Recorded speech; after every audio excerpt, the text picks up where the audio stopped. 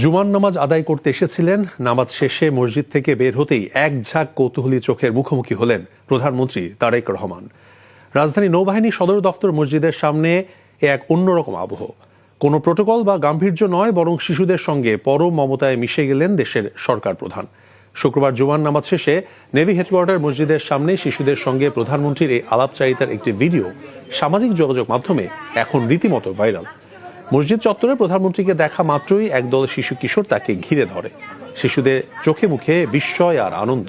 এরই মধ্যে একজন সাহসী হয়ে প্রশ্ন করল প্রধানমন্ত্রীকে তিনি সব রোজা রেখেছেন কিনা। শিশুদের নিষ্পাপ প্রশ্নে মুচকি হেসে প্রধানমন্ত্রী উত্তর দিলেন তিনি সবগুলো রোজা রেখেছেন।